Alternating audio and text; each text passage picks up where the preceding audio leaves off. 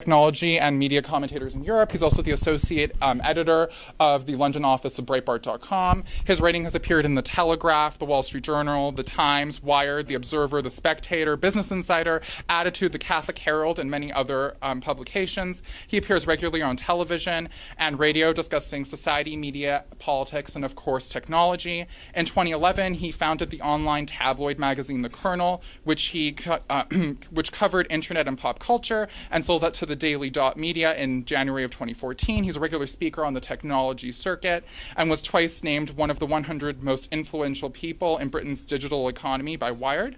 Milo has been called a rising star of the right by The Spectator, the Pitbull of tech media, in a profile by The Observer, and digital media Citizen Kane by Forbes magazine. And I'd like everyone to welcome Milo Yiannopoulos. Thank you so much for coming out to USC tonight. So just to start off our conversation, just to kind of introduce people to a lot of concepts they might not necessarily be know about or interested in. So people on campus talk a lot about making people feel comfortable. And, to me, making people feel comfortable, okay, that's something I could get behind. Is it bad? What does that necessarily mean? And what are the implications for students on a college campus? Well, I think we all agree as nice, right-thinking human beings who want to be friendly to our fellow man and want people to like us, that it's important to be nice to people and it's important to make people feel comfortable. But that's not really what people mean on campus when they say make people feel comfortable. The idea of safe spaces, which is what they're talking about, the idea that words can be dangerous and certain opinions can be dangerous, is an invention of the left. And it comes from the idea that words can shape reality and not the other way around. Now, most people with any sense understand that reality shapes words, that we describe the world around us and we use words to communicate with others about what we see and the world that we exist in. But, of course, to the left, words can shape reality. So if you ban the word gay from a playground, that can stop people being homophobic. Now, most people can see the problem with this. If you ban the word gay, you not only turn it into an attractive target for the people who would have used it maliciously, you also spawn new words to perform the same function, and you start to criminalize people who don't know the rules and who don't realize that they're getting it wrong. Words can't change reality, but there's a horrible trend at the moment on campuses to suggest that opinions and words can be somehow dangerous, that they can do harm to people. I was banned from Manchester University today, where I used to be a student, believe it or not. Which, I was proud. Because my opinions are apparently a threat to student safety. And this is for questioning statistics. This is for cracking jokes. This is for, wondering whether we shouldn't look a bit more closely at statistics that are obviously nonsensical. And for that crime, Manchester University, my old alma mater, has banned me from campus. And this is based on this faulty and ridiculous leftist assumption that words can affect reality. So that's mostly what they mean. So you touched on it earlier. So safe spaces. What are safe spaces? I mean, we got accused for not creating a safe space for people affected by rape on this campus. What exactly does that mean? It's so confusing. Okay. Well, the safe space is designed to be somewhere that you can retreat to if you are terrified by words.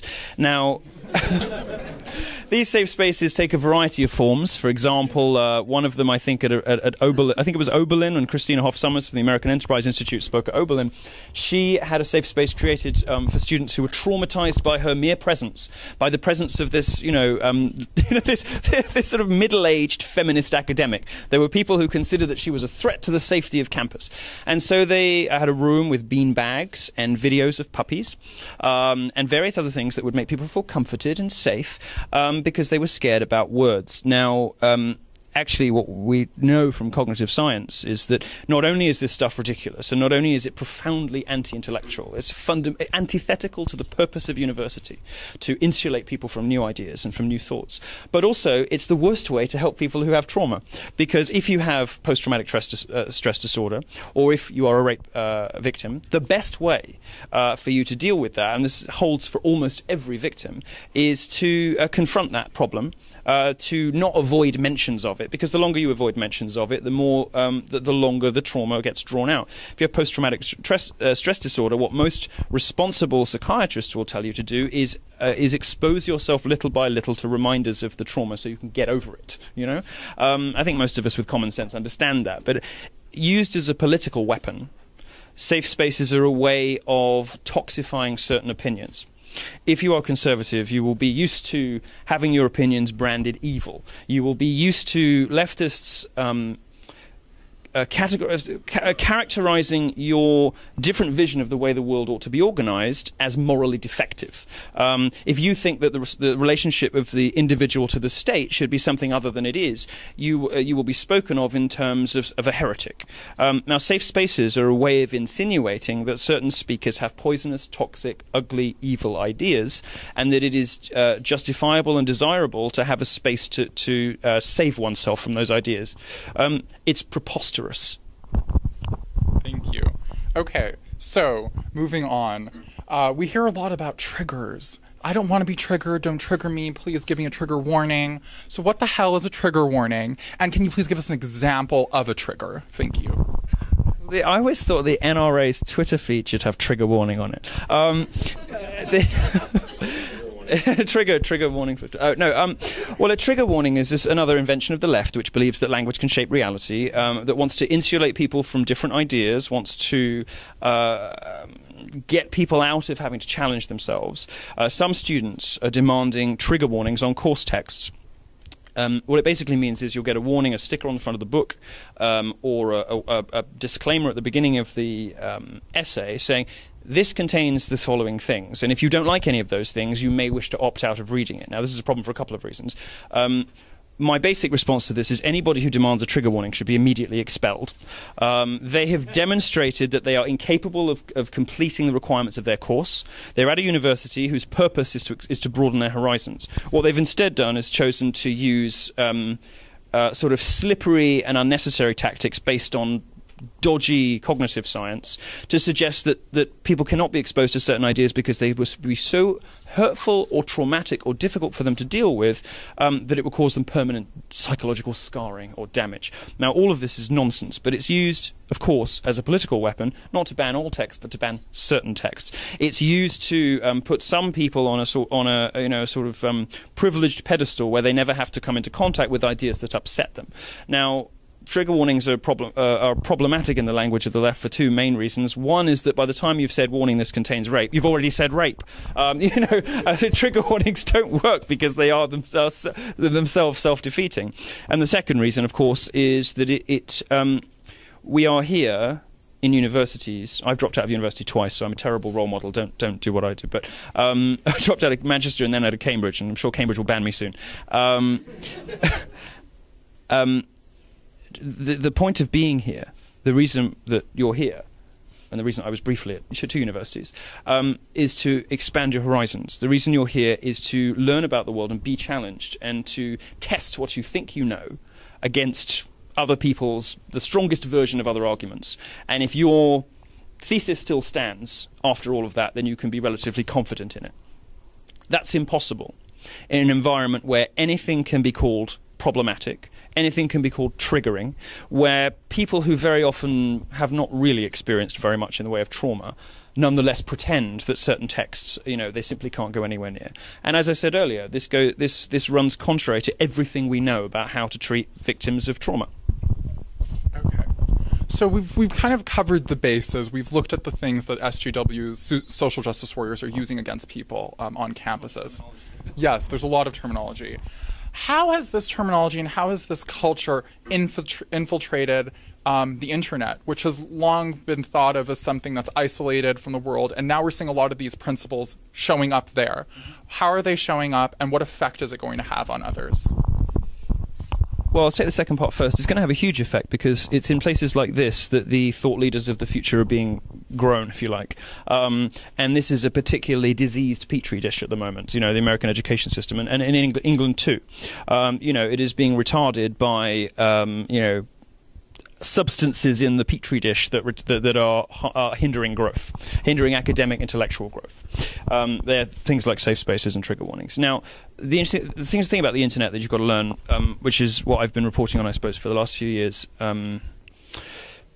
Nobody really cares that much if you're a conservative or a liberal on the internet. Now, that may sound weird because you hear of all these constant flame wars between left and right. But the real division, and there's a division has always been the case in internet communities, whether it's Reddit or 4chan or whatever, the real division on the internet is between authoritarians and libertarians. Now, there's a reason that most people who describe themselves as libertarian in America today fall down the conservative side of the fence, and it's because there's not really much space anymore for libertarians. It's sort of a great linguistic quirk of history that liberals are called liberals, because they're not liberal at all. They have nothing in common with J.S. Mill classical liberalism, which is why many of us sort of try to find better words for them. Like social justice warriors, for example. I was going to be really rude, but I decided against it. On the internet, the primary wars are between people who want to control how others live and people who want personal freedom, and more often than not that's played out culturally. So it's people who want freedom of creative expression, freedom of thought and of intellectual inquiry. Now, conservatives are not blameless here. I write a lot about video games, and in the 90s Jack Thompson, the religious right, were pretty tough on video games on the basis of very little evidence, suggesting that video games could make people violent. And the right is not without fault here. But today, the right is not the problem. Today, it's the left that's the problem. Today, it's the left that wants to control what you consume. They want to control the language you can use in public. And they do it on the most extraordinary and faulty of intellectual bases. And that is filtering into universities. It is filtering into creative industries. I mean, you have comic books and video games who are retroactively changing things to flatter and to please and to pacify social justice warriors, so they don't get bad reviews on websites. This stuff is really dangerous. And to the extent that it exists in political discourse as well, it's poisonous, because it means that people can't communicate honestly with one another. And I think a lot of people, rightly, understandably anyway, get the impression that if you are a conservative and you have a set of fairly uncompromising opinions, that liberals don't want to debate you. They want to find a way to write you off. And I think that's because many conservatives, certainly the most outspoken ones, and I put myself in this bucket, are what my colleague at Breitbart, Alan Bakari, who is here somewhere, calls cultural libertarians. We believe that you should be able to use whatever language you want and explore whatever culture you want and have whatever thoughts you want. The left doesn't really believe that anymore. Certainly not any of the media that you read, and a lot of the main politicians in the Democratic Party. We do believe that, and I think that's why, although the war is more about authoritarians and libertarians, I think you can still sort of semi-draw a political line across it. To the extent that it is filtering into the universities, it's extremely dangerous, because ultimately, who cares about a bad review of a blockbuster movie? But I do care when in classrooms people are removing themselves from intellectual inquiry for bad reasons. Okay. So now moving to a little bit more current stuff with you. On Saturday, you went to Amber Rose's Slut Walk. I did. How was your reception there, indicative of how the left treats difference of opinion and really facts? Can you speak a little bit about that? My answers in your questions are dovetailing beautifully, because I mentioned a minute ago about the left wanting to shut you down rather than engage with you, and of course that's what happened. I went to the Amber Rose Slut Walk, and I thought they'd be asking me for tips, but instead they decided that we were asking the wrong sort of question. We were sceptical of the premise of the Slut Walk, which is of course lunatic. And they ejected us. They called the police on us. This is what authoritarians do. This is what bullies do when they know they can call on authorities. They know that they can't win in the marketplace of ideas. So instead they call on authority, they invoke censorship, and they invoke force. And censorship and force are the tools of dictators, not of debaters. And so I went along and I started interviewing people. I wasn't even rude. I didn't ask them how many abortions they'd had that day. I didn't ask them, if their life would have been better if they'd had a better relationship with their dad. I didn't ask them, why, what is the relationship between sluttiness and overeating? I didn't ask any of these things. I merely said, do you believe there's a rape culture in America? Do you think that campuses are a dangerous place for women to be? My friend Lauren Southern, who's the libertarian political candidate up up there in Canada, and she works for Rebel Media as well, does some great videos. And she asked Amber Rose, do you believe in rape culture? And we were immediately ejected. We were told, you can't record here. You don't have a special press pass. And I said, a special press pass? We didn't know about these special press passes. Well, can I have a special press pass? And she said, no, you didn't apply for it. Well, can I apply for it now? No. You don't have tickets for the event. So I said, yes, I do. Here are my tickets. Well, they're not the right tickets. And I said, okay. So, and you've got too much equipment. I've got too much equipment. So, can we stay if we record on our iPhones? Yes. No. I'm calling the police. This is the sort of fact-free, desperate, scrambling drivel that you so often hear when you're engaged with leftists in discussion. And of course, their primary purpose was not to engage in discussion at all, really, was just to get people out who did not have the right opinions, or who were being difficult, or who were asking tough questions. So it was at that point that I unfurled my banner, which said, rape culture and Harry Potter, both fantasy. And Lauren had one that said, regret is not rape, which I didn't find very funny, but it's perfectly true. It's perfectly true. So no, I got my sign stolen. They ripped it up. They did. No, you can see the sympathy on your face. They grabbed it and they ripped it up. And they tried to grab hers, but they didn't get it. And we've got it. It's still dog-eared. I think we're going to eBay it and give the money to somebody who's fighting feminists or something. So no, I mean it's a typical example. And there's a second example I may as well just go straight on to talk about. I was banned today from one of my own alma maters, Manchester University, because they originally. Here's a funny thing. You'll laugh at this.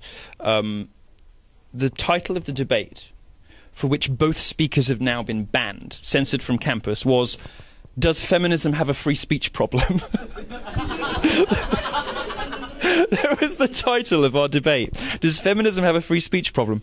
And in 48 hours, both speakers on both sides of that debate have been banned from campus. Because they don't just want to not hear the wrong answers. They don't just want to not be challenged. They don't even want to have the discussion. And this is a sign that they know the movement's in crisis. I mean, we know feminism is in crisis. Fewer than 1 in 5 American women now identify as a feminist because they recognise, I think, what the rest of us recognise, that these crazy, blue-haired, overweight, lesbianic harpies, are terrible for women, terrible for men, terrible for society, are driving the genders apart, doing absolutely nothing for women's rights. In fact, quite the opposite. And what these idiots don't realise, I mean, it's only really fascist dictators and feminists who have never quite understood that dissident voices, who are saying poisonous things, who you believe are hateful and wrong, are best served with platforms. The best way to expose somebody whose thinking is woolly is not with censorship, it's with a spotlight. They do more damage to the cause of feminism and more damage to their own objectives by banning me than anything I would say on stage. I'd crack a few jokes, I'd wear a t-shirt they don't like, whatever. 24 hours later it's all over. But it's been, it's Daily Beast, Daily Caller, all over the internet today, the fact that both sides of a debate about whether feminism has a free speech problem were banned.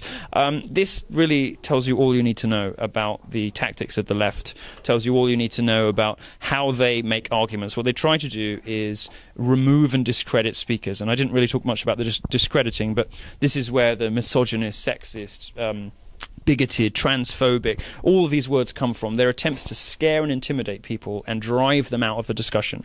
Because for most people, these things are dangerous. Most people in this room will go on to jobs where an allegation like that can finish your career. And they know this. I'm sort of social justice proof because I'm, a sort of loud, uncontrollable gay man who never shuts up about his taste for black men. It's true, but the reason I make a big deal out of it is it sort of makes you social justice proof. It's very difficult to make an allegation of misogyny or racism against me stick because it's bollocks. But I don't necessarily want to advertise my sex life all the time, but if they're going to require me to use their tactics, then sure I will. That's why I win. That's why I will continue to win. That's why I'll always beat them, because they've for 30 years they've been so lazy. They've never had to come up with any better argument strategies. They've never had to have their facts challenged, because these things like the 1 in 5 women on campus getting sexually assaulted, rubbish, but they've never been properly challenged. The gender pay gap, rubbish, but they've never been properly challenged. When I challenge them and they can't can't turn around and say, misogynist, you just hate women,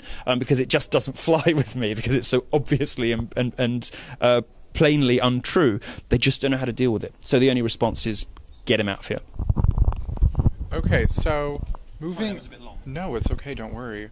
So on college campuses here in America, we hear a lot about America's rape culture, oppressive patriarchy, et cetera, et cetera. This is coupled with statistics such as, 1 in 4 women experience sexual assault. So do we live in a rape culture? And also, how is this talk about us living in a rape culture a sign of the moral panic of the media? And what effect is it having on victims of rape?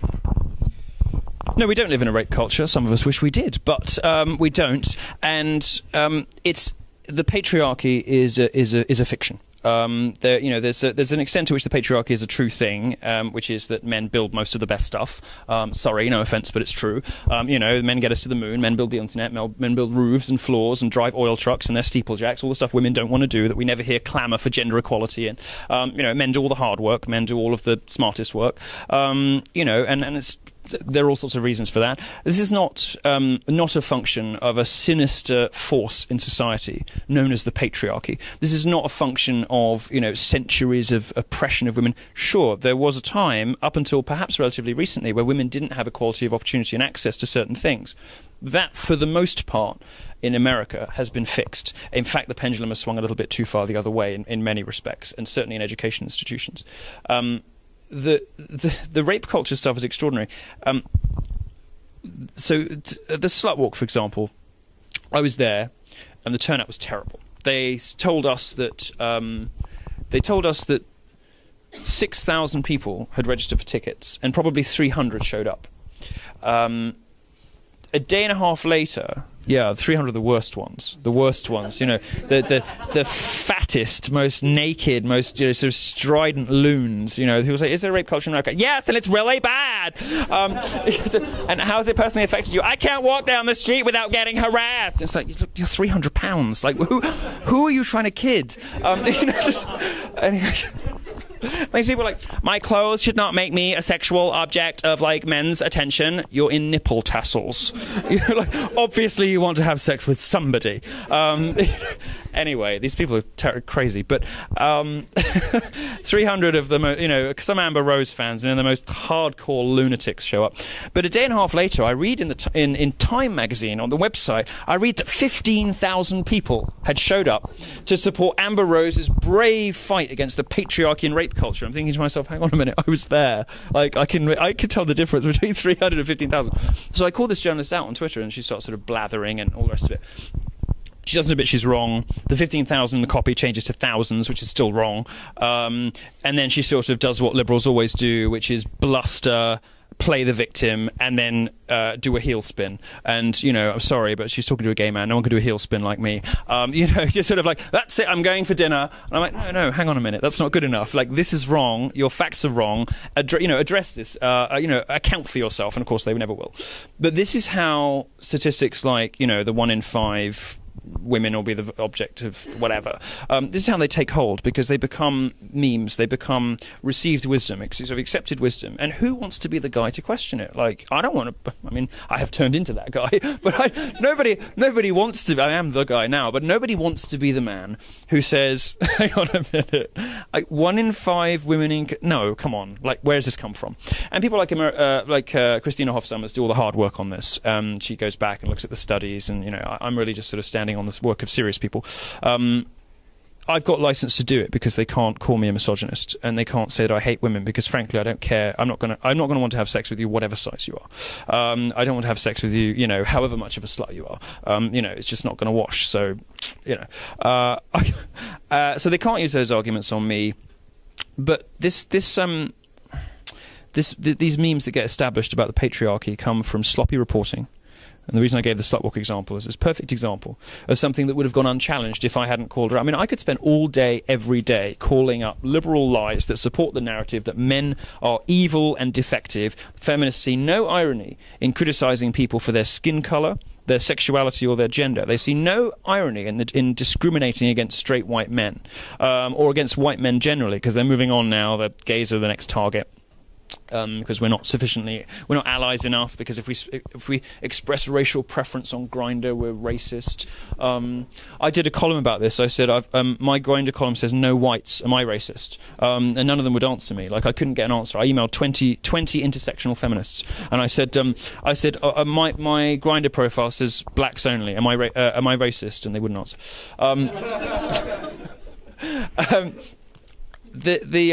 The patriarchy stuff is, is sustained by a sort of journalism that produced Rolling Stone, that produced Columbia, Mattress Girl at Columbia. I wrote a very good review, by the way, of her porn film, which I encourage you all to look up. Perhaps not on campus computers, but when you get home, I encourage you all to load up a proxy server and have a look at my review of Emma Solkowitz's art film, which is basically just her getting...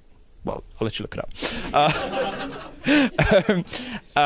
Duke Lacrosse is another lie. This is so. One of the tweets that they pulled out when they didn't want me to speak here today was when I said, if you've heard about a rape, it's probably fake. Or I think what I said is actually, if you've heard about a rape, it's fake. And the context of that is most of the rapes in the media are. From Sabrina Erdely, for example, in Rolling Stone, went rape shopping. She went out looking for the most outrageous rape she could, and she wanted to use it to get at frat culture. She wanted to use it to get at men. She wanted to use it to suggest that women are just sort of women are an oppressed class of victims, especially on campus. So she went shopping for the most outrageous story she could, and lo and behold, it falls apart, like they all do. This stuff is fueled by journalism that wants desperately to believe that men are an oppressive force, wants desperately to believe that women are victims, but it's just not true. Okay, so we may have hit on it a little bit, but you've coined a term to describe the feminism that we see, and you call it quantum superstate feminism. Yeah, I'm not sure if the size is right. Someone's going to tell me. What does that mean? Okay, so quantum superstate feminism, and those among you in the room who have some scientific understanding will get the analogy, describes the attitude of modern feminism, which is this. Modern feminism, the sort of third wave intersectional feminists, exist in a sort of perpetual state of aggressor and victim. They will hurl feces over the wall, and then when some comes back, suddenly cry foul. If in the case of I'm not going to give a specific example because it's cruel, but you'll get feminists who sort of kill all white men. White men are the worst. You should just kill yourselves, throw yourself off a cliff. And when you create an environment in which it becomes okay to say anything about men, some men are going to respond to that perfectly reasonably. And it's a consequence of creating that hostility between men and women. If you create an environment in which it's okay to say anything about men, some men are going to want to say anything about women, and they might call them a whore or a liar or a slut or whatever, and then suddenly the feminist says, I'm a victim of a misogynistic hate campaign. I've been assaulted with a barrage of hateful man-baby abuse. And then when you look into it, you realise that they were the provocateurs. They were the ones who were being genuinely hateful at the beginning, and quite often the responses are actually just ridicule. The responses are sort of like, when they say, oh, I got catcalled today, and somebody will put a picture of them next to Jessica Alba and say, really, bitch. And you know what? That's just the cost of being on the internet. Just suck it up, because you're the one that went out there and accused an entire class of society of being, rapists and God knows what else. And a couple of men have taken exception to this, and good on them. I'm glad they do. And so this sort of quantum superstate feminism, they exist at once, simultaneously, as aggressor and victim. They will go out and they will provoke men. They will create an atmosphere where it is acceptable to say anything about men. They will call men man babies. You can read on Jezebel guides to how to kick a man in the balls to incapacitate him. I mean, imagine this the other way around. And then as soon as anybody dares respond, suddenly, oh God, we're the victims of a vile torrent of misogynist abuse. The internet's an unsafe place for women. You look into the history of most of the women writing these articles, and they are the most appalling provocateurs. So that's basically what it means. Okay, so moving on. That's a very good term. I think you should all start using it. Okay. Moving on from rape culture, it really seems that the cause du jour of today is really about the wage gap. So when we hear women make 33% less than men, are we to take that as fact? Should we believe those statistics? And does the West have a gender pay gap issue? Because it sure seems like the left says we do. Give me very easy tee-up questions. I'm very happy about that. No, there is no gender pay gap. If you take the earnings of all men and the earnings of all women, and you do, basic, what's your equivalent of GCSEs? What do you do in high school? What qualification? No. When you What? SATs? Yeah, maybe SATs. Yeah, it's sort of like sub-SAT level kind of clown arithmetic. You can come if you want to, if you must, to the conclusion that all of the women in society earn about 77% as much as all of the men in society. Do I? Yeah. Thank you, Poppet.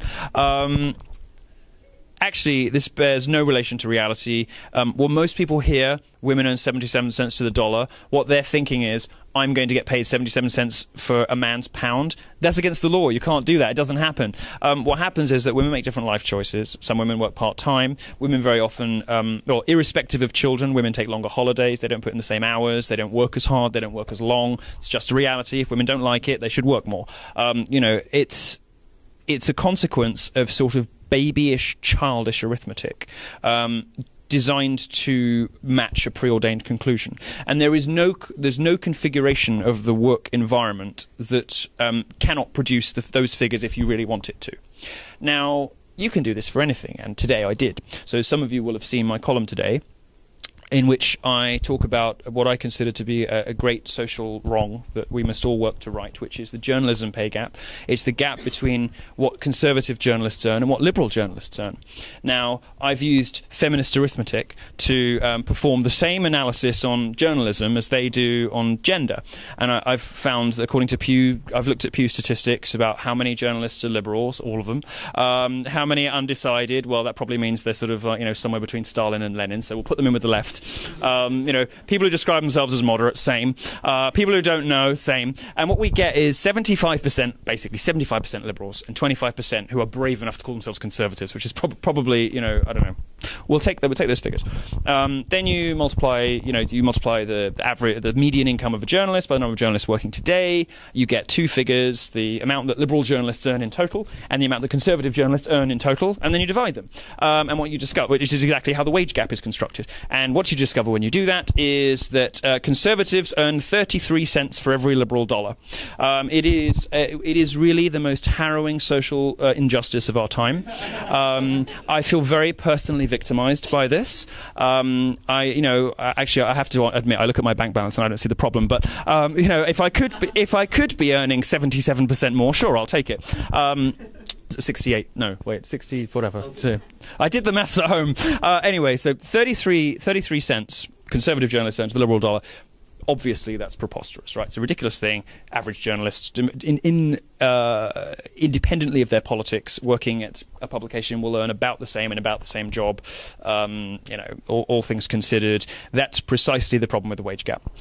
So if using this sort of kooky, babyish feminist arithmetic, you can, if you want to, arrive at a gender pay gap, but it's not real. So I think we had a very interesting summer on the internet, and looking at kind of Black Lives Matter and race relations in the United States, we found out that some of the greatest leaders of those movements happen to be white people pretending to be black, like Rachel Dolezal and Shaun King. And how are these kind of identity politics that are used by the left tied to guilt? And can you please elaborate on that?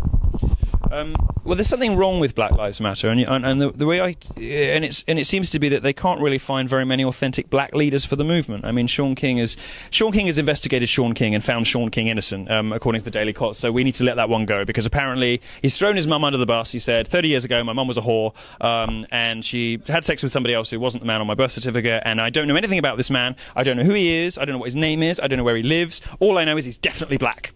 So you can. readers will make up their own minds on that one. Rachel Dolezal was not a particularly prominent person in Black Lives Matter. She was a sort of NAACP chapter head in Washington State, I think. I did. By the way, I also consider myself trans black. I run very fast. I love Kanye West. So I came out as trans black earlier last year, and so I'm very much in support of that. I thought it was brave of her to join the Brotherhood, and so I'm fully in support of Rachel. But we have a problem when a movement cannot find enough authentic black voices to represent itself, and I think that's because the driving impetus behind Black Lives Matter is white, and it's white guilt. It's funded by Soros, so much of it is funded by Soros, for example. And strip away the conspiracy theories and the bad reporting, there is a lot of money there, and it does, much of it does end up on the front lines in Ferguson to inflate the number of protesters. Now, there's obviously something fundamentally wrong with this movement, and I think it's important to point out that supporting black people, as I often do with my own body weight, doesn't mean. There we go. Got there in the end. Did that reach you at the back? Supporting black people is not the same thing as supporting Black Lives Matter. And Black Lives Matter, as far as I can see, is a movement that's doing enormous damage to black communities. The leaders of it seem to be, truly terrible people on the whole. This DeRay guy who's now got in at Yale teaching some terrible course. I mean, I don't know if that tweet that I saw about him sort of speaking in defense of looting is true, but his supporter, have you seen that girl Netta? Have you seen his little number two, his little groupie? She's a girl on Twitter, and her handle is something like Netta. It's got lots of A's in it, so I always tweet Netta should shut up. She tweeted that he was giving a course something sort of in defense of looting. I mean, I don't know. There's a problem with that movement, I think, and I think it's going to crumble. And I think the reason they went after Bernie Sanders is that they know that the people who are most enthusiastic about Black Lives Matter are not the people whose communities are being destroyed, and not the people whose sons are out looting. We always see these great mums. Every time one of these riots happens, there's always a great viral mum, and the mum is kind of like hitting her son over the head, like, what the fuck are you doing? It's not the mums, it's not the communities, it's not the local business owners. It's white bloggers at it's white bloggers at Gawker and BuzzFeed and Vox and Mike who love this stuff. Now look. In all seriousness, I think black people have a reasonable claim to being a minority that does deserve significant attention still. The problem, as I wrote a thing called Minority Wars, which is about how if the left pitted men against women for the last 10 years, the next 10 years is going to be about pitting minorities against minorities. The sort of oppression Olympics that the left loves to do, sort of ranking victimhoods. Always at the top, no matter what, is Muslims, followed by transgender patients, and then right down the bottom you've got straight white men who can do nothing right. Anything they do, whether it's breathing or writing a sentence of coherent English, is an expression of heteropatriarchal domination. I've seen this on the internet. So people have literally said to me, this has been in my inbox. People have said, "You think you're so clever with all your correct grammar? Well, all it really shows is that you're an instrument of heteropatriarchal overeducation." All right, I mean, I am, but anyway, this I think a lot of this minority war stuff is going to get very ugly in the future, and a lot of it's driven, as you hinted at, by white guilt. I think a lot of it's driven by that sort of self-loathing that the media seems to have for itself, and so many people when working in the media. There are these male feminists, my God. Have you ever heard such a stupid, have you ever heard a ridiculous thing? I'm a male feminist, which means to me I haven't got laid in about 6 months. And I'm thinking to myself, I'm really, really nice to a few women on the internet, one of them might tug me off. Yeah, I've never seen a highly sexed male feminist, have you? I can't. And likewise, with this sort of extraordinary white guilt over... I mean, look, here's the thing. As demographic changes in America happen, you're going to see Hispanics who don't have the guilt about slavery running cities, and they're going to police brutally, and it's not going to be fun. It's not going to be a good thing, and we ought to have solved this problem before that starts to happen, before these two minorities start going for each other. And it's already happening in some cities. And it just strikes me as a shame and a weird thing that you've got all these white people sort of supporting and encouraging a movement that doesn't really do very much for black people except perpetuate a sense of victimhood, rather than encouraging people to fulfill their ambitions and their potential. It just, I hesitate to say it, but when liberals are always saying that white people are the problem, I kind of have to agree with them, because it's white people behind all of the very best and all of the very worst stuff in the media, it seems. And quite often these sort of crazy, kooky liberals in places like Gawker are fueling a lot of misery and a lot of destruction and a lot of hurt. And I think a lot of it is white guilt, and it's an extraordinary thing to behold and very damaging. And I think we're doing the black communities in America who have some very justifiable grievances. I don't mean to speak dismissively about grievance culture, where there are some valid grievances.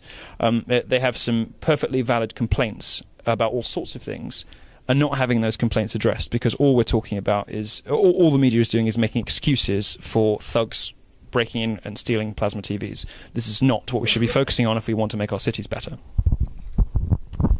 So, moving to kind of what's going on domestically, both I think in the UK and the US, is kind of, you've written about it as well. You recently wrote that boys are in trouble, boys and men. If you could kind of elaborate on that, how so? What's going on? What's happening? So the people you want to read on this, there are great books on this: Men on Strike, The War on Boys. What I've seen happen from reporting on Gamergate is I come into contact with a lot of 20-year-old boys who feel very disoriented, and they don't recognise the world that feminists paint.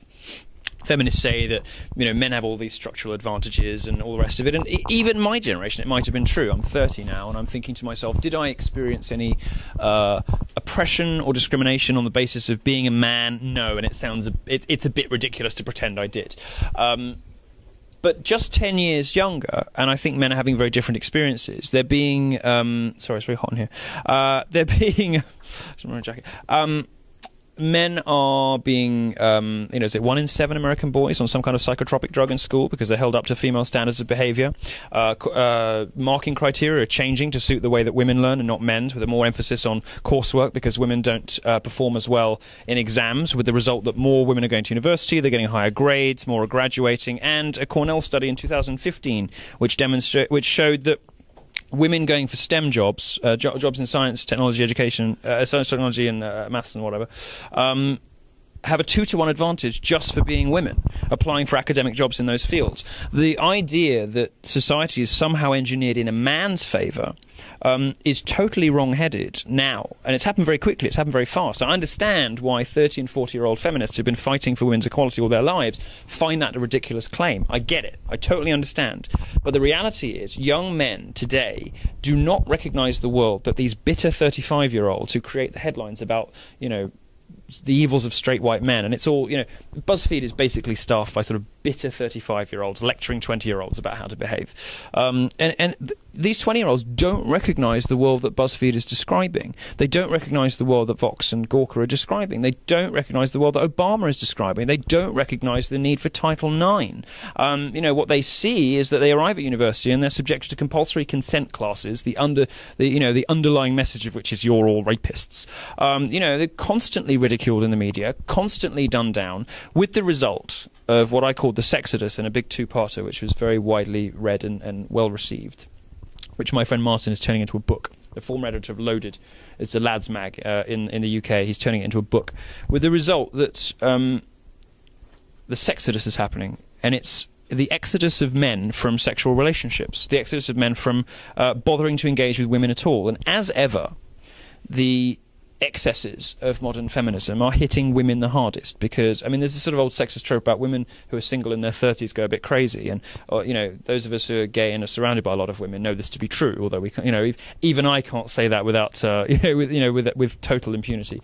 But what the statistics show is that women who are single in their 30s are less happy. They're more prone to depression, they're more likely to report they're generally unhappy with life, they're more prone to consider they report more often that they're considering suicide. And women have been getting progressively unhappier every decade since the Second World War.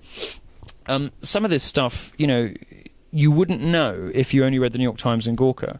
And it's It's just an extraordinary thing that young men are really suffering at the moment. Young men are being thrown on drugs. They're retreating into porn and video games because relationships are too much of a hassle. Young men don't know whether they can approach a woman because they're scared of either being humiliated or worse, prosecuted.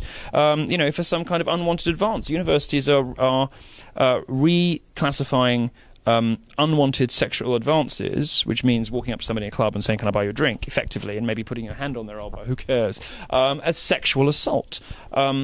This stuff is absurd. It's one of the ways you get to one of the things you have to do to get to the craziest statistics that they love.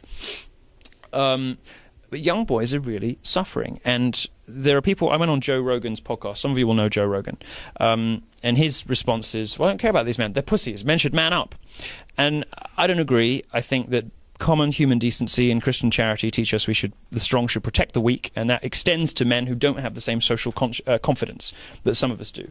And some of those men are really suffering, and they're suffering in some cases as a direct result of bad policy, bad law, bad rules in universities and the workplace, bad habits and bad attitude problems, misconceptions, much of which, not all of which, but much of which is fueled by a particularly man-hating brand of feminism, which seems to have been dominant over the last 10 to 20 years. This stuff is toxic. Women know it now. Fewer than 1 in 5 American women calls herself a feminist now, and that's crashed from 28% to 18% in just a couple of years because they see what most of us see. And with the result that men and women are having a really bad time. So right now we're in one of the science buildings on campus. It's a STEM building. Yes. We hear a lot on campus that science, technology, engineering, and mathematics is sexist, or doesn't create a space for women. Can you speak to that? Yeah. Sorry. Most of the differences in STEM aren't because men are sexist. They're not the result of the sinister patriarchal forces. They're not a result of stereotypes.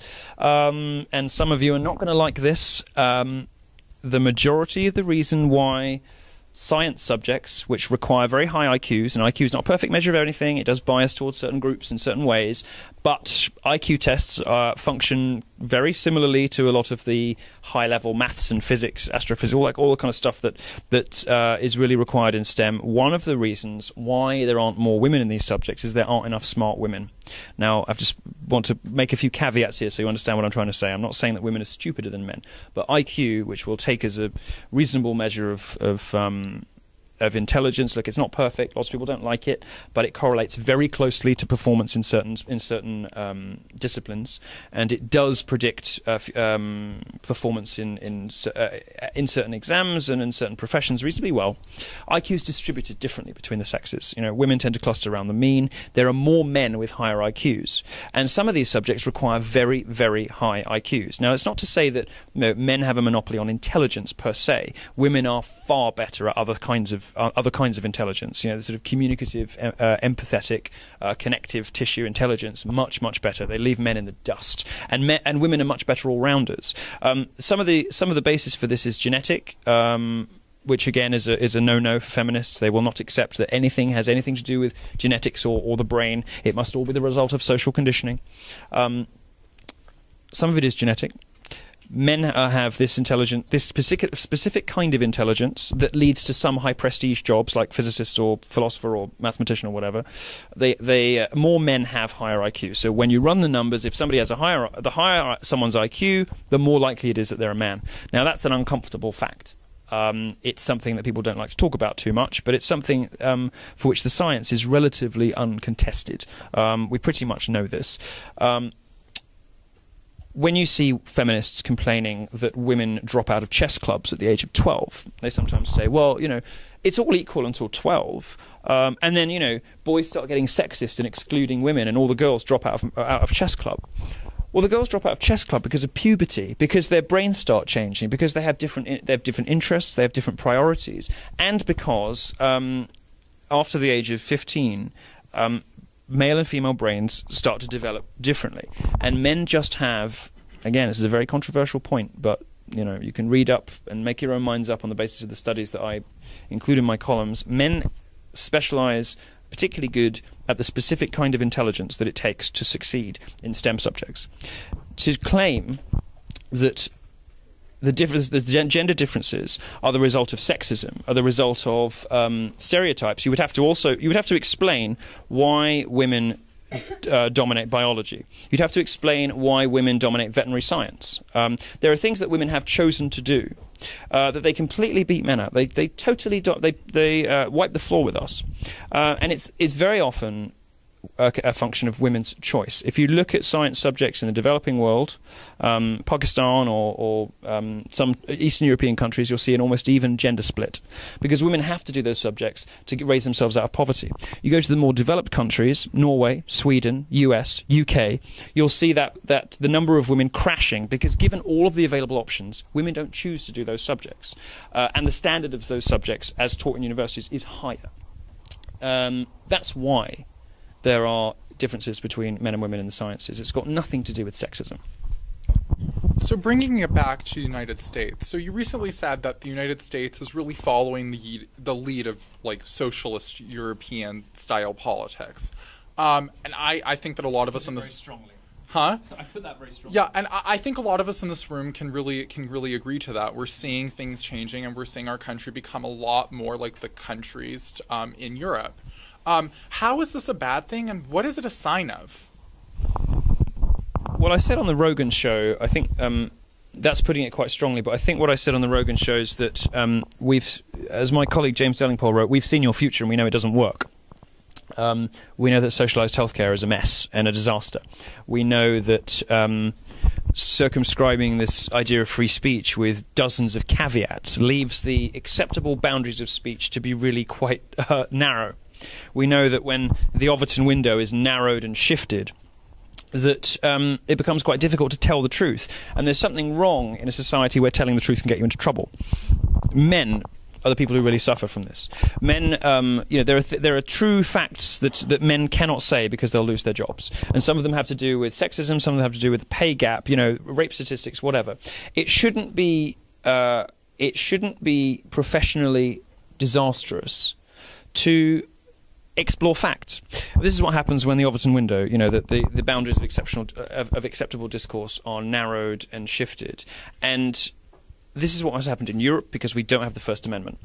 And the First Amendment is being very dramatically eroded in this country by, the orbiting intellectual and media backup that the Democrat Party has around it, because it believes that words can be unsafe. Therefore, words must be censored. What we talked about right at the beginning. That's a direct assault on the First Amendment. It's unacceptable. It is based on faulty premises. It has no basis in cognitive science, no basis in literature, philosophy, nothing. It is nonsense. It is a direct assault on free speech for political purposes, and it's those political purposes that are precisely what the First Amendment is there to protect against. The political biases and tyranny is exactly what the First Amendment is there to do, and this is why it's so sad for a European who lives with this nonsense. As the socialised healthcare and the constant battering ram of restrictions on free speech, the extraordinary libel laws that we have, for example, in London. You can't print things that are true about people except unless you meet, terribly onerous conditions. This is why when we see America, which we always think of as the highest and best and most perfect distillation of those values that we value in our own society, that the freedom and liberty, freedom of speech, property rights. When we see America falling, when we see America, kind of ossifying, and those values starting to crumble, we really worry because we know that we're not going to have a model anymore to look up to. And speaking as a Brit who travels this country and loves this country, I think this is probably, don't tell anyone at home, it's probably the best country in the world, maybe. Very, if it's not, it's a very close second to Britain. We stole it from you guys. So. No, well, look, I mean, you get all these crazy people who are constantly bashing the country, and I'll pick up on that. You're constantly bashing America, and you get Brits who are constantly bashing Britain, and then you just think to yourself, all right, Rawlsian veil of ignorance, where the hell would you want to be born? I think the answers are UK and the US, and I think if you really didn't know what station you were going to be born in, you'd probably go for the UK. If you... I don't know. I can't decide. I think they're both great. But the point is that, those founding principles on which America is built, which you have enshrined and encoded in your constitution that we don't have, are the values that we nonetheless aspire to, and actually they're values that Britain spread around the world. I mean, the freedom and democracy and property rights and all the rest of it, we didn't invent any of that stuff, but we basically took it everywhere. America picked up that torch and ran with it, and it's always been kind of a shining beacon and an example to the rest of the world. It has spread democracy, it has protected freedom and freedom of speech and thought and creative expression. It's enormously depressing for me as a Brit to see that stuff starting to crumble in the US, because we've always looked up to you guys for that. We've always thought, well, we can't really change our system. There's not much we can do now to many of our structures and our institutions, but at least we've got America. So yeah, no, I do think it's a shame, and I do think it's happening. And we've seen the future that the Democratic Party wants for this country, and it doesn't work.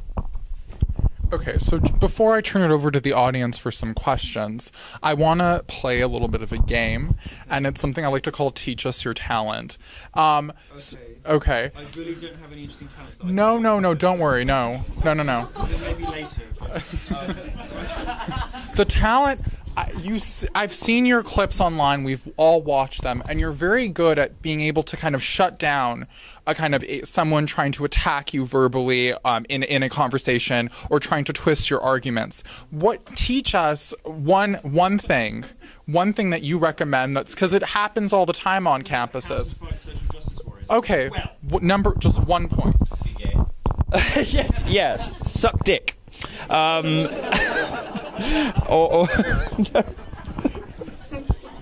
I'm sorry, but it's true. It's my fallback, and it always works. No. Okay, I would say, look, most of your ideological opponents, the people who are going to want to challenge your ideas, don't really want to have an argument with you because they know the facts are not on their side, or at least that they're cowards and they don't want to risk it. What they're going to try to do is delegitimize you as speakers. They're going to paint you as haters, as misogynists, as bigots, as some other kind of awful person who doesn't have to be listened to, because if they do that, they don't have to even get to the argumentative stage. They don't even have to bother to listen to anything you have to say. They don't have to engage with your arguments. So I suppose what I've done is construct an identity which is true, which is me, which is real, fortunately, luckily, I don't know, just sort of happenstance. God has made me gay so I can stick up for you guys against the feminists. Not all of you is going to be able to do that, but I would say, here's my piece of advice. If one of these social justice warriors or leftist kind of language police comes at you with one of these allegations, the best possible response is, I don't care. If they think you're a sexist, you respond with, shut up, I don't care. If they think you're a misogynist, you say, your words have no power over me. Pick a different argument. If they think you're a racist, say, self-evidently not true, try again.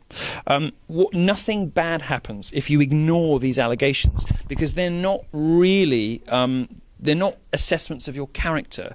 They are argumentative strategies, right? They're maneuvers. They are designed to throw you off your game and to avoid you getting to the point, getting to the facts you want to discuss. These things are sleights of hand. They're not really assessments of your character. So the first thing to remember is don't take it personally. And the second is nothing bad happens if you just laugh at them. Show them up for the absurd and ridiculous people that they are. Demonstrate that they are dodging the question and ask them to provide evidence. When somebody comes at you and says you're a sexist, say, where have I been a sexist? Give me examples. And I guarantee you, 99 times out of 100, they will change the subject because they cannot provide evidence. What they do, and they've got so lazy because it's worked for so long, just calling people names to avoid having the discussion at all, that they forget to do the work of putting the evidence together in the first place. So when somebody and they do such little work that you get people on the internet calling me homophobic. I'm like, oh God. Honey, really? And they're like, yes, you tweeted, I'm gay, but I'm not a faggot. And I said, yes. Well, that's homophobic. And I was like, no, I just meant, I might suck dick, but I'm not a pussy like you. And they're like, and that's the response you'll get. So laugh at them. Don't take it personally and ask them for evidence, because 9 times out of 10 they will come at you with these big, scary, horrible words, and you will think, my God, I'll never work again if this hits the internet. This is in my Google results. Face them down, be brave. This is designed to intimidate you. This stuff is designed to make you back off. Don't let it. Okay, so I just wanted to thank you for playing that, and here's a little gift for you that you can open later on, no problem. Later, does that mean it's filthy? No. What a disappointment. Thank you so much. No problem. No, thank you for coming. I hope that was okay. I think it was. So I just want to open it up for a couple of questions. We're 8 o'clock, so a couple more minutes. So like probably 3 to 4 questions from the audience. So does anyone have? Sure, I'll go ahead to you. I've seen you so many times. Twice, I think. So why do you say liberal instead of the word regressive or progressive when liberals come from the classical liberal values and are traditional conservatives? Do you want to? Yeah. Yes, well, even I sometimes do not follow my own rules. And I at the beginning of this talk, told you not to use liberal because it was an anachronism and a historical joke. And, of course, I fall back on that myself immediately. Yes, you should call these people progressives or regressives or any name you like. I mean, after all, that's what they do. I like social justice warriors. I've played a large part in... we learnt today, the Washington Post told me today that social justice warriors has made it into the Oxford English Dictionary, which is the world's... Well, give yourselves a round of applause. I've been injecting that into headlines for a year, and finally we got it. Finally we have nailed it. It is a thing now. They can't get away from it. It's a thing.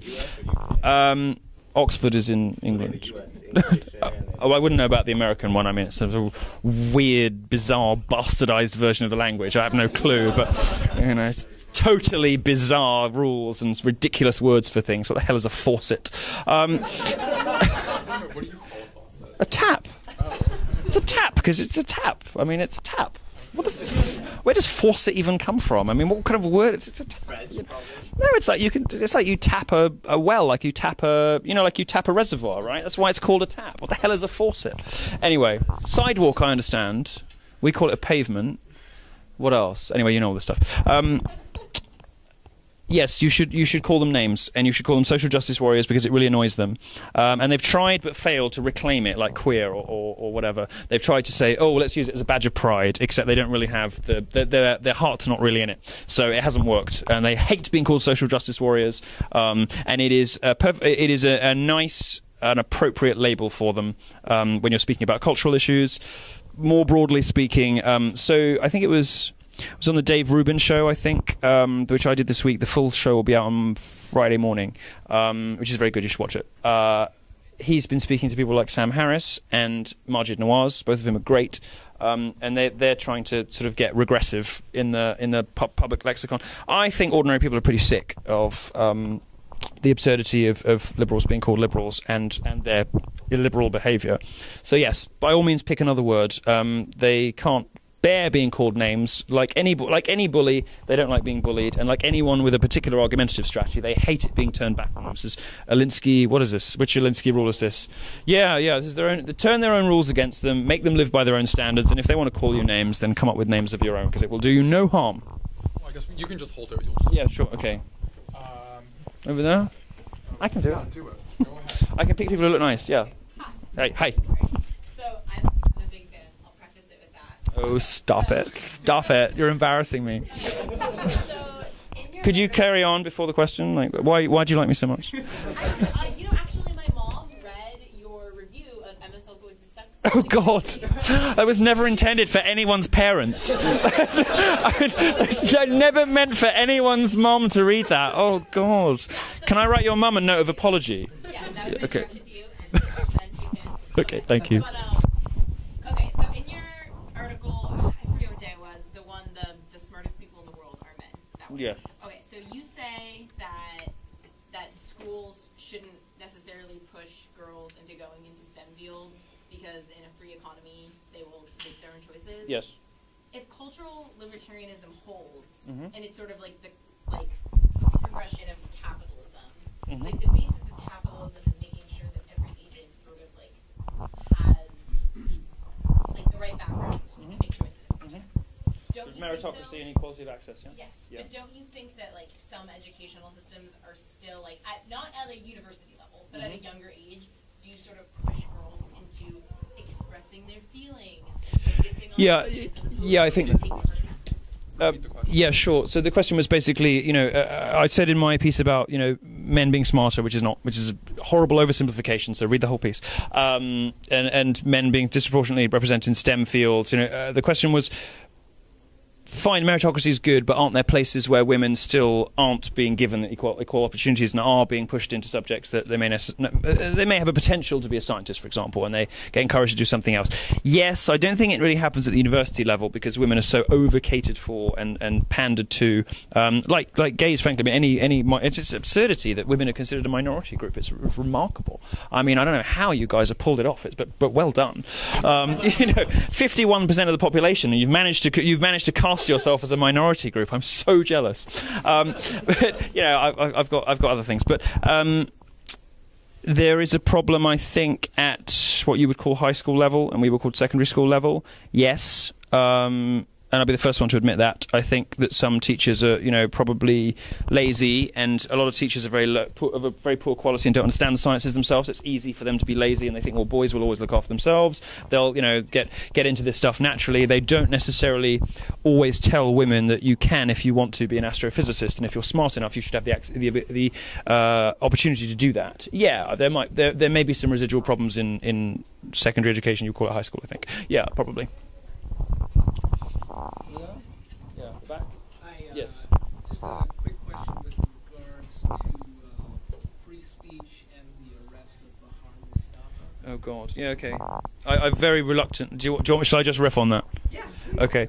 I very reluctantly had to stick up. And so, free speech is only free speech if we make sure we apply it to our enemies, right? It means nothing otherwise. If without that, we're feminists.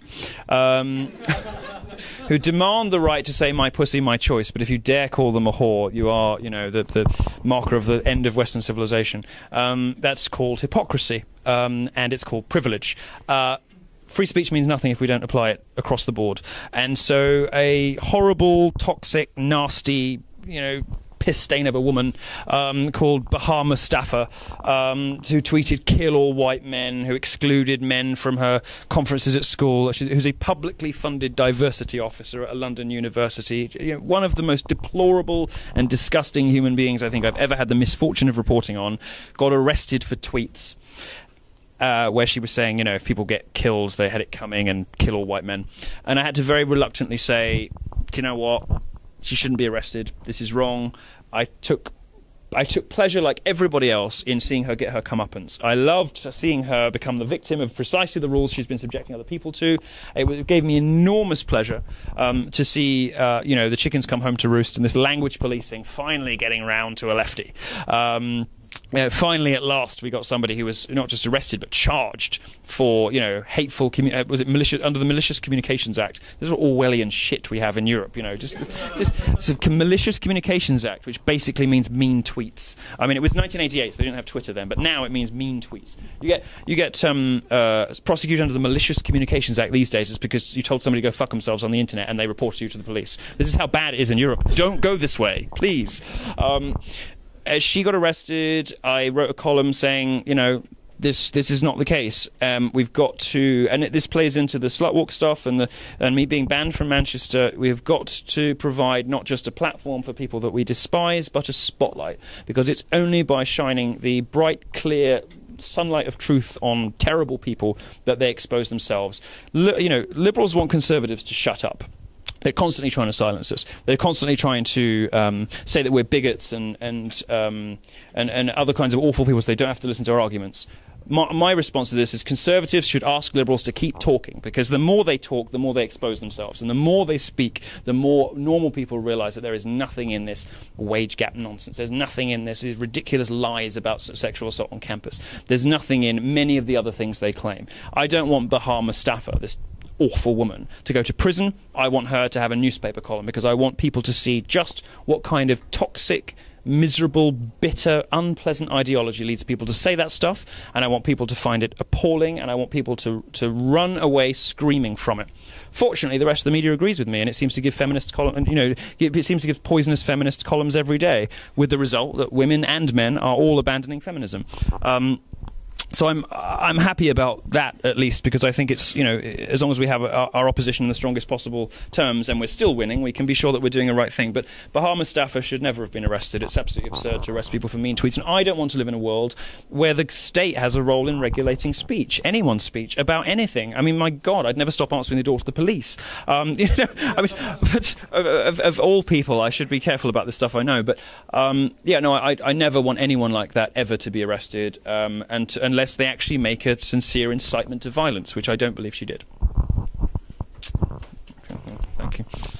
Sorry, I'm not used to this. When I'm not covering your speaking events, I occasionally do real journalism. I had a quick question. Yeah. In your opinion, would a safe space be legitimate if the inhabitants or attendees of the safe space have had experience with something other than words, considering your initial arguments that a safe space is somewhere where people try to avoid harmful words? So a safe space where people are escaping, Say for rape victims? Okay. The question was, is there a kind of legitimate safe space, for example, with people who haven't just suffered from words but who have real trauma, for example, rape victims? Well, I think you can say a few things. One is that it doesn't work.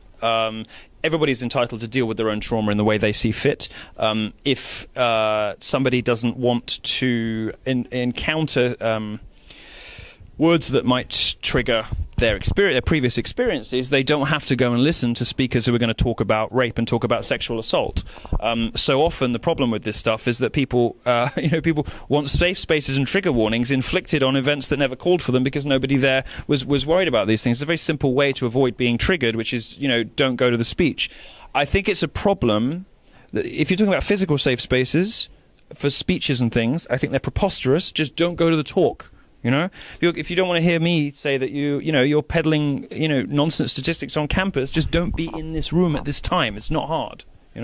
As far as trigger warnings and safe spaces go for people who are the victims of genuine trauma, we should be as sensitive as possible. But ultimately, we're here to challenge ourselves. And if for example, you're a lawyer, and this is a real case, there's these female law students who don't want to talk about rape because it's too triggering, but they have a course module on sexual assault, and they're going to be lawyers one day, expected to represent women who have gone through this stuff, but they don't want to talk about rape in law school. This is what we're warning against. This is what more often than not, it isn't the case that people have this terrible, overriding, all-consuming trauma. And if they do, it would probably be a good idea to take a year out of university. Every college is going to be sympathetic to that, and deal with those problems and come back when you're ready to study and engage with the world again. Because if the mention or the sight of something is enough to send you into a tailspin, you're probably best not in an academic environment where the whole purpose of everybody around you and the whole purpose of the institution around you is precisely to challenge and test you. If you're not in the right place to do that, I have every sympathy and I'm highly compassionate about that, but perhaps university's not the best place for you in those circumstances. You're dressed so nicely, go ahead. This was more of a personal question for you. I mean, I've watched your videos since before pre-Super Saiyan Milo, and watching. I'm growing it out again. Well, watching your older videos. I mean, those were more, I guess, tougher times when you had like whole panels that were kind of swarming on you. What personally really kept you coming back every single time? Well, I've always thought the purpose of journalism. Thank you, by the way. That's nice. Thank you. I've always thought the purpose of journalism was to stick up for people who don't have a platform and a voice for themselves. And every time I kind of lose heart, I encounter another group of people who desperately need help or desperately need somebody to speak for them. The Gamergate stuff, people in this room may not particularly like gamers. They may, as I did and sometimes do, kind of enjoy mocking them for being basement-dwelling dorks in yellowing underpants and whatever. They may not particularly... Sorry? I have a second floor apartment. Okay. But it's an entertainment. It's a branch of the entertainment industry that's worth $87 billion. It's hugely important, and everyone in this room is going to have children whose primary means of communicating with the world is going to be digital. It's going to be virtual. And it's going to involve games. It's a very important thing. And I saw a community of people in that world who were huge, who were not being spoken for, who were being constantly bullied and derided by their own journalists, who were being called names and lied about by these sort of crazy feminist, hardline feminist activists.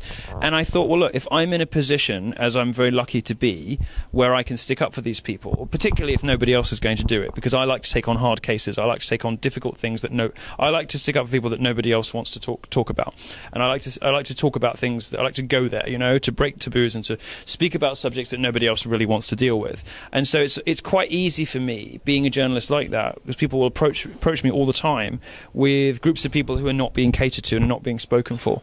So every time I lose heart, and I do sometimes, because it sometimes feels like the world is against you, and it can sometimes feel... Well, I mean, as far as the media goes, it is. I'm kind of this lone island. Particularly, I mean, something has gone really wrong with media when you got this sort of blonde-haired fag sticking up for men. And I'm just like, what am I doing? Like, why am I here? It's sort of like some sort of lesbian feminist and a gay conservative are having a debate about how men and women should interact. This is deeply dysfunctional. This is deeply dysfunctional. It's a product of just how much the left controls discourse in the public arena. That you guys cannot just, that the men in the room anyway, cannot just go and debate this stuff without endangering your careers. But I like to take on those cases. I like big challenges, and I like to take on the hard cases. And I'm not scared of these women. I'm not scared of feminists. I'm not scared of progressives. I'm not scared of race baiters. People who are sort of professionally. People who throw out accusations of rape or racism for a living. I'm not scared of these people, and I see them doing a huge amount of damage. And if I can help where other people can't or won't, then I'd like to. Well, yeah, it's clear by your videos that it's not about fear. It's more just your constitution to keep going when you get. Well, I mean, some people are just born with a rhino hide, and I really just don't care. And I think it's partly a gay thing, actually, and I'll be really brief on this, but I do think it's interesting.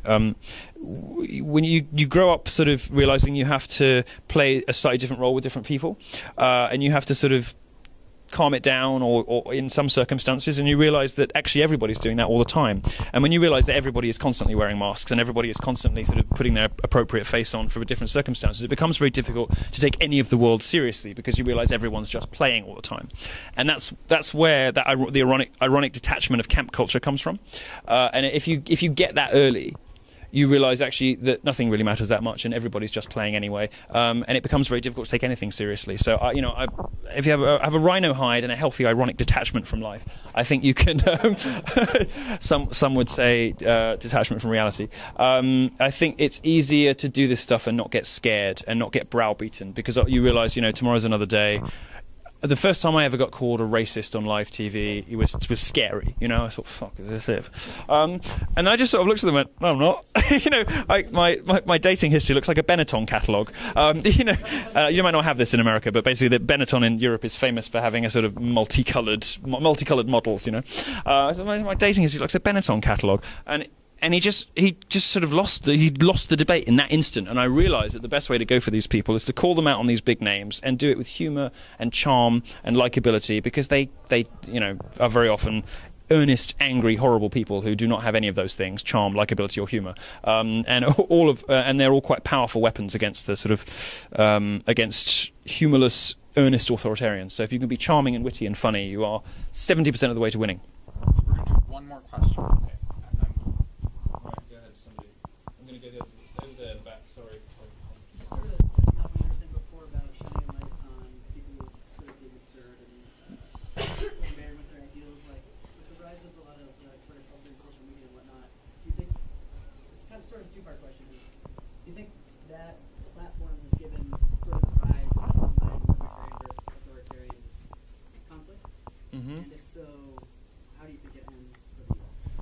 Okay, so has social media fueled the authoritarian-libertarian divide, and where's it going? Is that roughly right? Well, I'm going to talk. I'm not quite going to answer the question, but I'm going to make an interesting point that I want you to think about, because it's the last thing I've got to say. Comment sections on the internet, right? Liberal publications are all closing their comment sections. You know why? Has anybody got an idea why? Do you want to know why? Why? Because nobody agrees with them. They're closing their comment sections because their readers hate them. Because their readers come, they ridicule them, they mock them, they correct their facts. And liberal journalists don't like being disagreed with. Liberals in general don't like being disagreed with. Damn it. I'm going to just have a swear word for them, because I'll remember that. these progressive journalists don't like being argued with. Now, in the beginning, the internet was going to be this a great democratizing force. It was going to democratize knowledge and power, and everybody was going to be able to sort of have a say. The Guardian was going to open its newsroom up to the public. This was all predicated on the idea that everybody on the internet was going to be like the people publishing on the internet. So, nice, well-meaning metropolitan liberals were going to shut up. We're going to, we're going to be the only kinds of people that were on the internet. And for the first few years, that was true. By and large, it was progressives who were on Twitter. It was progressives who were, who commented in the sections. It was progressives who engaged in social media. That's no longer true. As conservatives, we quite often lag behind a little bit on technology, but when we get there, we really nail it. And this is what's now happened. Most people now know how to use a comment section. Most people now can get on Twitter. Most people can do these things. And now these tools have been thrown up into the wider public. Progressives are getting really, really pissed about it because they've realized that nobody likes them. And with the predictable result, they want to return to the era of broadcast media. They want to return to the era of TV, where you created a package, you pushed it out, and you went home. They were the ones who said, this is going to be great, we're going to engage with our readers, we're going to crowdsource all of our ideas. What they're now realizing is that they exist in a tiny, these sort of metropolitan crazies exist in a tiny bubble of nonsense that has no relation to the rest of the world. And even people who reflexively consider themselves left-wing don't like their, a lot of their behavior and don't like their opinions. And this is why they're now closing all their comment sections. What I hope will happen, so Jack Dorsey's just been reinstalled as permanent CEO of Twitter, and one of his first acts was to tweet Twitter is a free speech platform. What I hope that means is that people like Chuck Johnson, the journalist, the enthusiastic journalist who I like in some ways, got banned from, which some of you will know about. I hope it means that he's going to stop banning people and suspending people from Twitter for ideological reasons, because he's listening to, WAM or other feminist groups and listening to their definitions of harassment, which means somebody disagreed with a woman on the internet. And he's going to enforce that freedom of speech in a way that Reddit hasn't. Because if he does that, I think Twitter's going to turn into what the rest of what some of the wilder wests of the internet are, which is ranged battles, healthy, important battles between people who want to control the way we live and people who want to be left alone, or people who believe, or classical liberals like me who believe in freedom of expression and freedom of thought. So where is it going to go? Well, it very much depends on private companies now, because what Aaron Swartz, one of the founders of Reddit, said is that censorship does have a meaning outside of the government. Censorship has a meaning where private corporations have large purchase on debate in the public square. It has a meaning, for example, I think he would say today, in the case of Twitter, in the case of Facebook, in the case of these technology platforms who determine not only whether we can communicate what we can say, but what content we see, because they determine what we see algorithmically in many cases. I think we need to be very careful about what we're allowing those technology corporations, with the particularly bonkers Silicon Valley politics that they have.